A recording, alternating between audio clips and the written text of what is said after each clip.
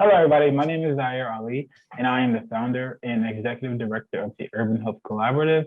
And tonight, myself and Georgina Duker, one of our interns, will be talking about mental health hygiene, and we'll be going over depressive disorders.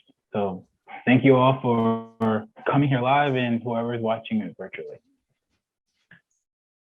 So, a little about me. So like I said, I'm Zaire Ali. I'm the executive director of the Urban Collaborative from Plainfield, New Jersey. I have a master's degree in public health and education, and my background is in children, youth, and families, and also urban education systems climate. Hi, everyone. My name is Georgina Duker, and I am the intern at the Urban Health Collaborative. I am a Rutgers University student. Right now, I'm a senior, and I'm majoring in psychology, and my minor is theater. So I'll pass it back to Zaire. Thanks, Georgina. Okay, so just, for those of you who are new to us, who are we? We are the Urban Health Collaborative, and in short, our mission is to shift mindsets and help the world believe in a better place. And the way we do that, we try to collaborate with state, local, and national partners to just really help bridge the gap between healthcare and education. And our goal is to lessen the burden of health disparities in urban communities. The Urban Health Collaborative also strives to improve the overall health and well-being of all youth and their families living in northern New Jersey. And I'm from New Jersey myself, so I'm from Plainfield, and I've seen a lot of atrocities within my own community, and I've seen a lot of things around New Jersey that I feel like we could change and prevent. So the goal of the Urban Health Collaborative is to just really help communities to learn new skills and teach them how to use them in just their daily lives to help better preserve their mental and physical health, and to also prevent mental illness, chronic disease, co-morbidities, and to learn how to better empathize with people in their everyday lives, regardless of race, gender, and identity. And that's just really important, because we know, like, ever since the inception of the coronavirus, there's been a lot of race-based, crimes and just a lot of not nice stuff going around. So hopefully just learning some mental health hygiene and, our overall goal is just to really just make the landscape of things better and to just, help increase interactions and just make people treat each other better.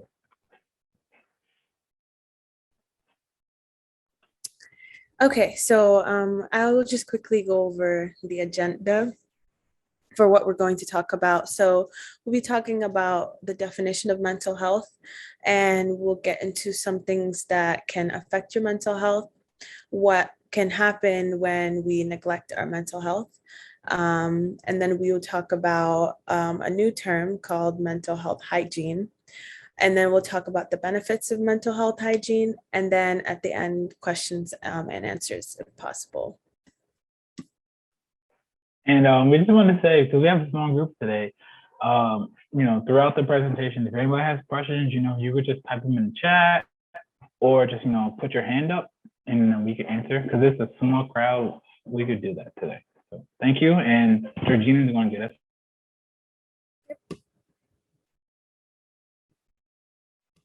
Okay, there we go. Thank you.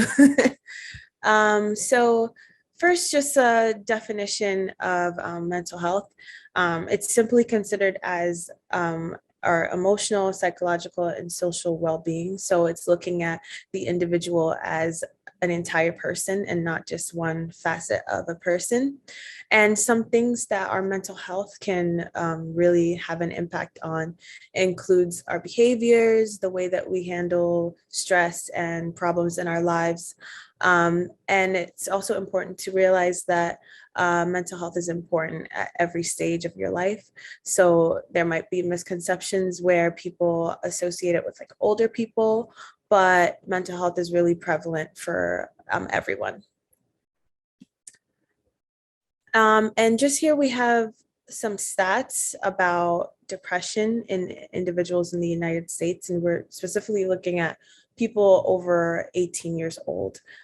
So these numbers are a little bit jarring. Like the first stat here, it says 19.4 million adults in the United States have at least one major depressive episode. And at 7.8% of all US adults, that's a pretty big number because that's a lot of people.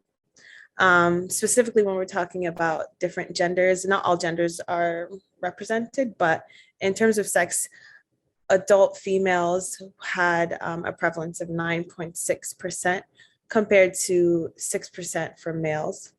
And the prevalence of a depressive episode was highest among people who report having multiple races.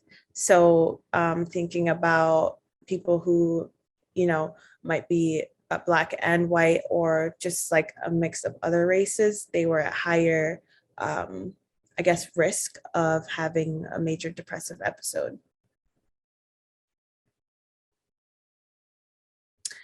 And then looking at some things that we can do or some things that we can control are our perceptions towards mental health. So you can try to control the way that you think about events that happen in your life, as these can these can help reduce negative symptoms. So some things that we may have control over is exercising, running or walking, whatever you can do. Finding different ways to think about problems that you're facing, and also leaning on your support group. There we go. So sustaining old support networks and also finding new people to help you out if possible. And I just want to just add a little tidbit in there. As like the last part, like Georgina said, networking and just sustaining relationships. A lot of times through our life, at different age groups and different milestones, we see people, we leave people, some people move, some people pass away, unfortunately. So it's really important to just really keep, what's important to us in our culture and just personally, because a lot of times those networks are connected. So just trying to sustain those relationships and keep, those connections alive and keep everyone happy within yourself is really important.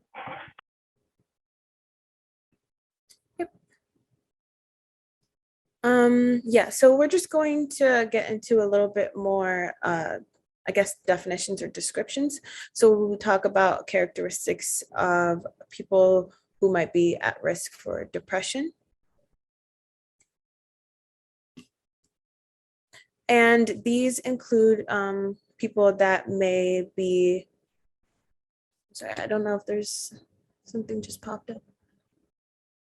Can you see the chat? I can't see.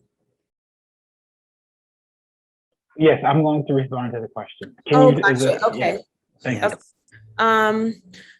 So for low income, according to the Anxiety and Depression Association of America, poverty is a big factor when it comes to risk for depression, because food insecurity, housing insecurity, income insecurity obviously causes like a lot of distress for people, especially with the pandemic and not most people, but a lot of people losing their jobs. These can all add to the risk of mental health problems. And specific characterizations, when we think of people in low income neighborhoods, they might not have enough resources, they might have an inadequate school system, and these are all things that are associated with poor mental health outcomes, unfortunately. And then there's just a quote, a paraphrase quote here at the end that says, economic status is the most powerful predictor of depression. Yep. So the next thing that we're going to talk about is lack of social support. And it says here, social isolation and loneliness also deeply impact executive function. And executive function is basically your ability to think about more complex things. So this would go into your ability to deal with stressors in your life and how that you think about things. And so social isolation can really affect this very important part of your cognition. And executive function is also directly related to the quality of life.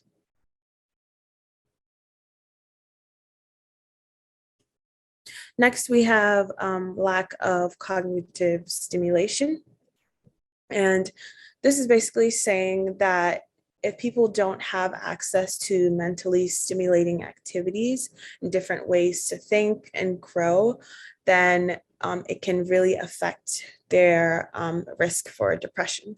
So one example that is here is the education level, and it says that education level enhances cognitive abilities, not just in old age people, but in everyone, and being able to participate in activities that are stimulating for your cognition can greatly reduce the risk for depression and anxiety.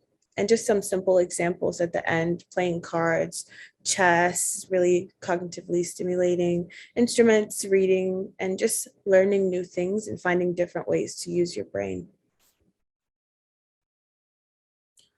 And then another factor to think about is physical health. And I don't think it's a new phenomenon because physical health is very important for our lives. And it says here that it has very strong effects on cognitive function. And it is also one of the major variables in a person's chances of depression. Also, the presence of debilitating physical conditions has been shown to be correlated with higher levels of mental distress, which makes sense. If someone's dealing with a lot of different illnesses or physical conditions, that greatly affects, their mental health and their ability to just live a normal life because they have to worry about all these other illnesses that they are facing.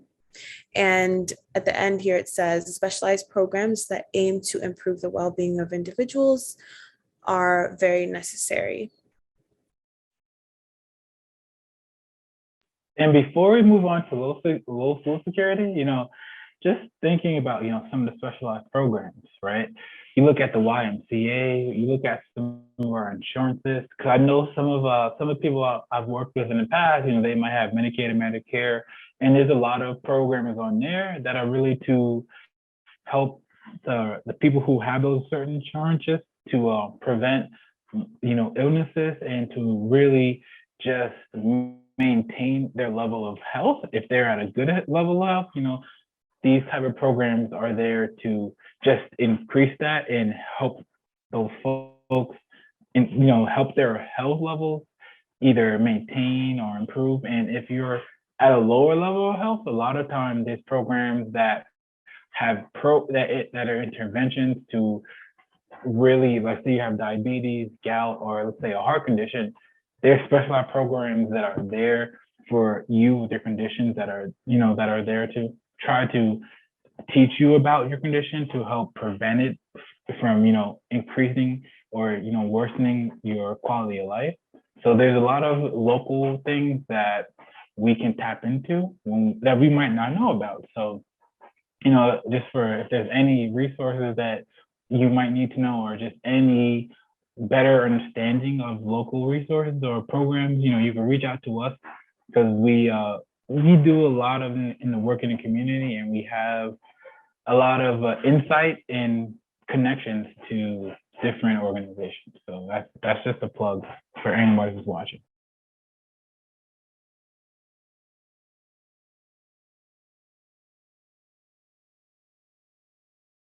Okay, so you can continue, Georgina. Okay, sorry, I thought you were taking it. Yeah, so the next thing that we're talking about is low food insecurity.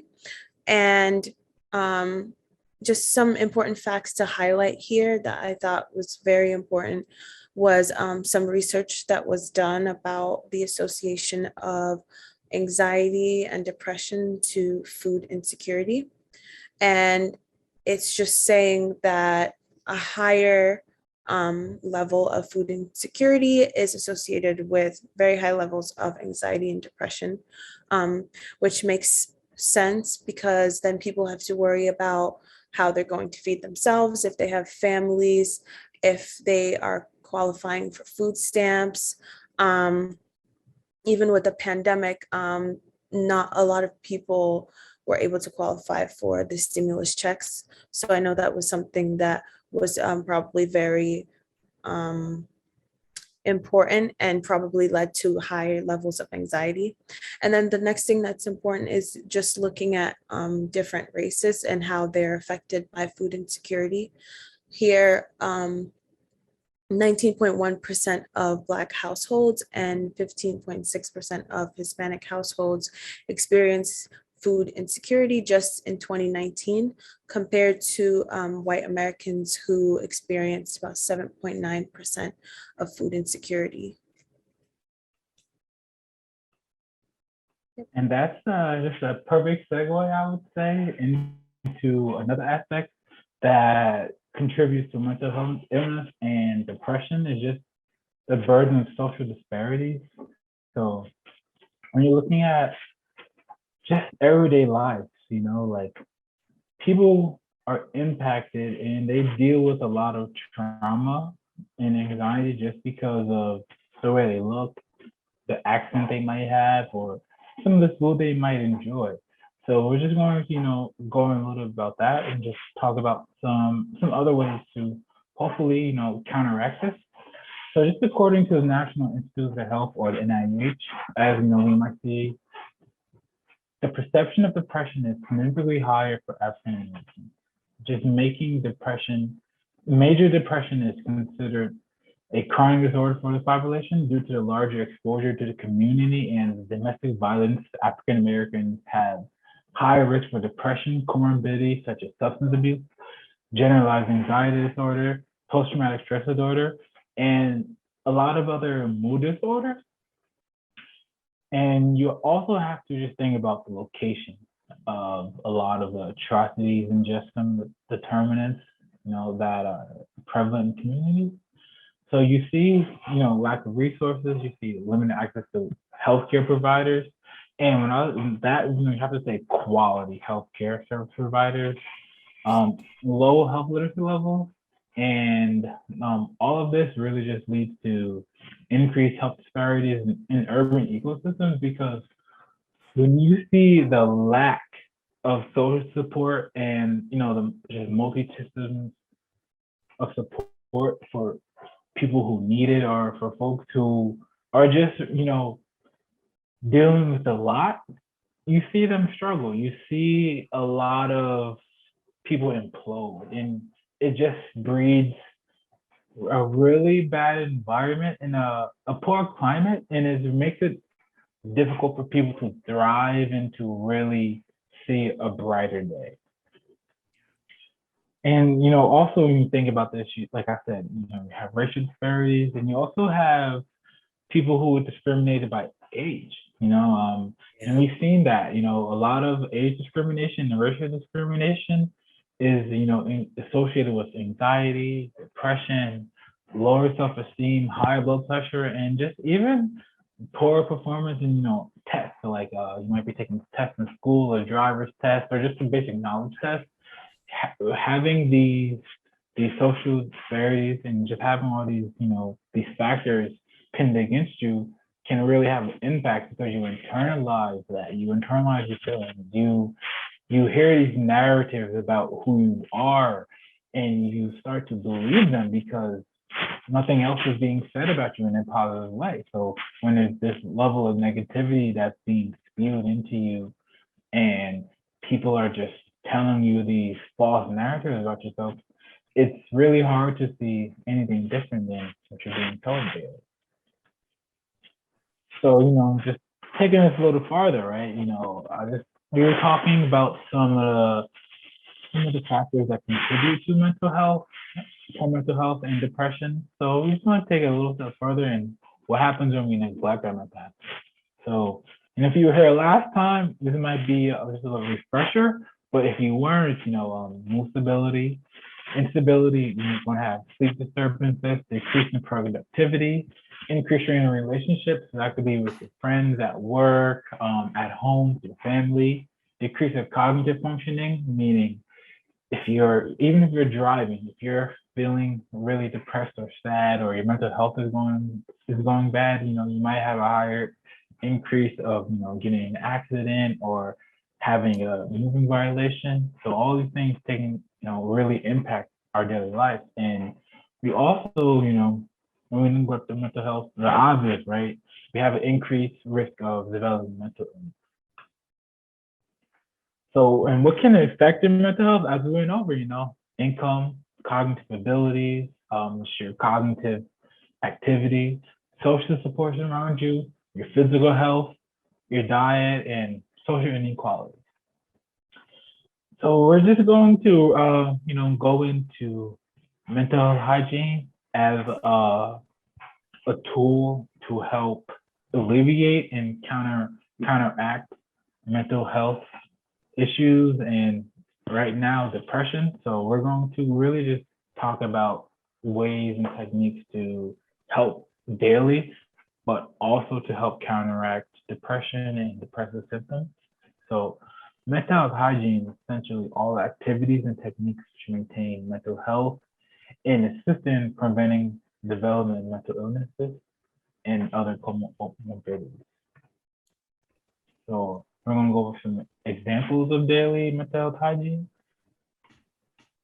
So sleep, right?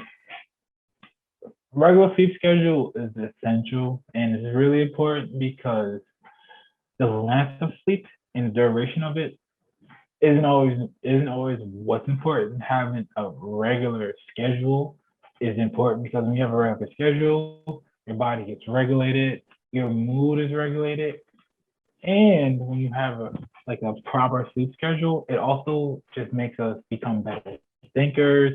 It helps our memory, and it helps us to learn daily in our daily lives. And our emotions just get better. They become more stable, and they become, as a whole, we become grounded. And a lot of times, we, because we don't understand mental health, or we don't understand the stigma, or we don't even understand some of the components that go into mental health. So having a regular sleep schedule can also help prevent some mental health problems, like depressive moods and a lot of anxiety. And it can also lower your risk for developing, just diabetes, heart disease, because when our body is regulated, we become in sync with the world around us. We start creating synergy between our mind, body, and soul. And when you start to know your body better than you know the back of your hand, it's easy to call things out that aren't in place and that don't feel right per se. And another thing that helps is meditation. Helps lower our blood pressure. It helps decrease stress and anxiety. Helps increase our focus and our mental capacity. Helps improve our mood, and it also helps increase our imagination and creativity. Exercise is also another important factor, and another routine that you would add to your daily routine, your daily mental health hygiene routine, because exercise helps improve mental health, helps in reduce anxiety, depression, and it also helps us get rid of negative ideas and viewpoints that we have of ourselves and others. Because when we exercise a lot, we our body releases dopamine. We start to get stronger. We start to get more confident, and we just feel happier. Our thinking improves. Our memory improves. There's a lot of benefits for exercise other than physical. Eating well is another factor that we know about, because eating well sometimes goes with diet, but eating well also impacts our mental. When we eliminate a lot of processed sugary foods, when we introduce whole foods, when we introduce fruit and vegetables into our diet, good fatty acids, and just really dark leafy vegetables, and really I would say free fruit, it improves our functioning. We we don't realize that if you have a poor diet, a lot of what we feel can either be worsened or improved. So just really keeping track of your diet, and trying to be cognizant of what you're putting in to your body can help. And being social and getting your rest, um, you can't really replace those, because being social, it could be used as two parts. If I'm social with a group of friends, it could be a kind of rest or relax from the normal world. Because if I have a solid group of friends, or a solid social group, or just even a solid group of associates that I work with, it could help take my mind off of a lot of negativity, because it could distract me. It could give me a sense of just worth, because if I have a group of friends who enjoy my time, who enjoy being around me, and it's a mutual relationship, what can you what's going to beat that? What's better than to be around people who stimulate you cognitively, but also, give you that social stimulation that you as an individual, but we as humans pretty much yearn for. Because I don't know about you all, but if I could interact with, my partner or my friends or just people I see every day, my quality of life wouldn't be the same, because I kind of yearn off of that. I kind of function off of other folks' interactions and their energies, well, their positive energies. And like we said, resting is important.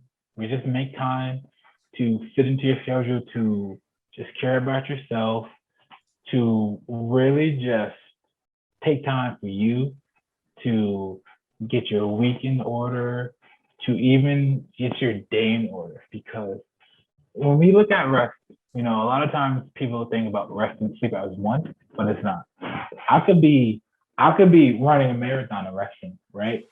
I might not be resting physically, but figuratively and mentally, I'm resting. I'm giving my brain time to unwind. I'm giving my body time to heal, and I'm giving my soul time just to be and figure out the world, because life life is new, and mental health is new for a lot of us, and trying to navigate our mental health and just trying to understand and operationalize mental health and our well-being is is very difficult, and especially if we weren't taught about it early on in our life, or if it wasn't incorporated into our daily routine. It's going to be new. It's going to be hard, and it's going to be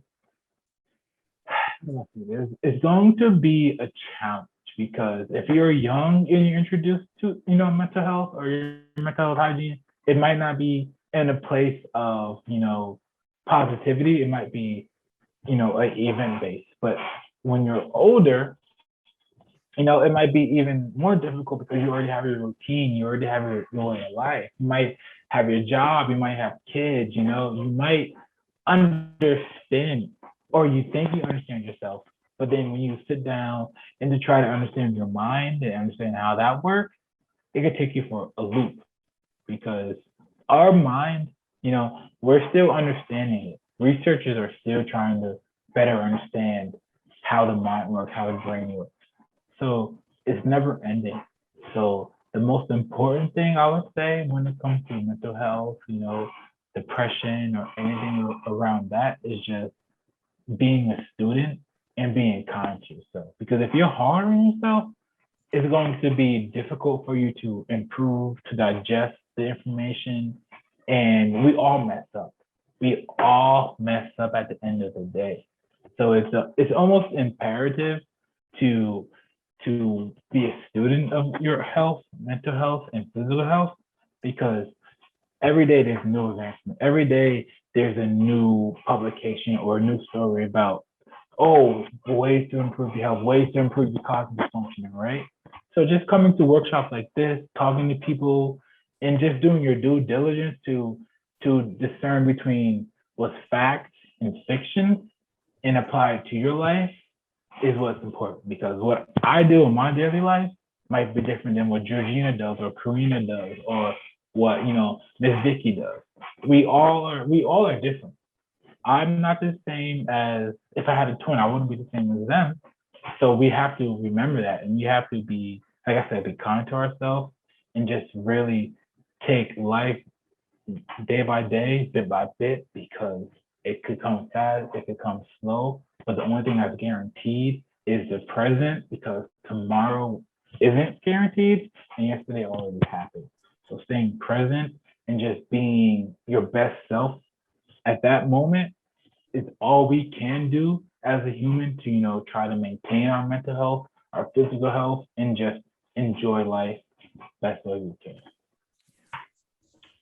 So are there any follow-up questions? I know, Ms. Vicky, I tried to answer your question during the presentation, but did I do a good job, or do you have any follow-up about your question in the chat? No, you did an excellent job. Thank you. Thank you.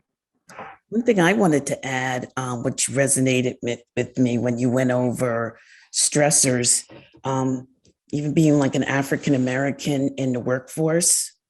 At one point, I worked for a large pharmaceutical company, and they were under a mandate to increase their minority work population.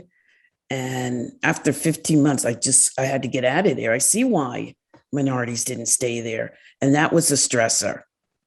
To think, soon as I walked through the door, a lot of my work was judged on the color of my skin. Even though I had been in the workforce for many years. So it was a good career move when I had changed jobs there. But that's very unfortunate. Yeah, it really is. I was actually writing a letter because there is a person on the board of directors of color there. And I just wanted to share with him my experience working for them. And when I had came to the company, I had previously worked for another employer for 25 years. So I had been in the workforce for a while. And it kind of threw me for a loop when I walked into that. If you don't mind, we know this is public. If you don't mind, not sharing too much detail, how, or could you just go over an experience or an interaction that made you feel uneasy or not made you feel nice? Yes. From your employer? Yes. I worked in a payroll department, so it's high stress. Everything was needed yesterday, and we're always working on a deadline because employees have to be paid. So we were paying about 40,000 employees, and we would have a series of meetings. We were in payroll, so we would have meetings with the finance department, and we have meetings with the different HR departments. Well, my direct supervisor was really rough around their edges. And she was always very nasty, this. So we had a meeting, and that was fine. We had a meeting with another group. Now, this Black woman demonstrated the same kind of unprofessionalism, but not to the degree of my direct supervisor. And immediately after the meeting, they called her boss. They did this and that. And I said, but excuse me, this is half of what so-and-so does all the time. And they looked at me like I had three heads. They didn't see it like I saw it. And I was like, are you kidding me right now? The only difference is the color of their skin. And when my supervisor would rub people the wrong way, they would go to her direct supervisor. But when this other Black young lady rubbed people the wrong way, They went to the VP. Like, that was not to be tolerated. That was not to be tolerated. And when I was there, like I said, I came in with the 25 years experience, and I had worked for the payroll vendor. So I knew a lot of things. And I said, this is ridiculous. We need help here. So finally, it got so bad, I got off my buns and got another job. End up making $20,000 more. And now my position, 3 people are in it. But when I was saying it, it wasn't ringing true. And you know what? That probably would have went over my head if I was a recent college grad or if I was in my 20s and 30s. But no, I had kids in my 20s and 30s. So you're not going to do that magic show with me. Wow. But to see it happening, I always read about it, but to see the blatant racism, at one point, we had a gathering and we were all going around the table saying, oh, what's your favorite donut? I was like, oh, I love jelly donuts. So when it got to Luis, she says, well, what's your favorite donut? And he goes, oh, I like the chocolate frosted. She goes, with chicharrones on top? What? Are you crazy? And then one morning we had a meeting. She said, let's all go around the table and say good morning in our native language. So when it got to me, I said, well, I don't know. My ancestors were taken from the western side of Africa and brought over here. So I cannot say good morning in my native language. So people are going by, well, I'm Greek. I say good morning like this. I'm Italian. She goes, well, I'm Polish. And I say good morning like this. Well, Vicky, how do you say good morning? Are you kidding me? Did you just fall from the sky? But this is corporate America. And I tell my kids, you will see this, but make sure you handle it right. Because if you don't handle it right, they will make your life miserable and you won't get a good recommendation. So you can't just be flipping out. Watch how you handle it. And once you get out that door, then you start letting people know, you know what's going on here. And when I complained to the HR department, she had already called my supervisor before I got upstairs to sit down in my chair. So that was a waste. But please don't tell me how I say good morning in my native language. But yes, this is what's out there. And, Vicky, man, and I'm not so bragging, sorry. but I do make over 6 figures. Not over 6 figures. I'm within the 6-figure range. So this is not entry level. But this is the nonsense that goes on.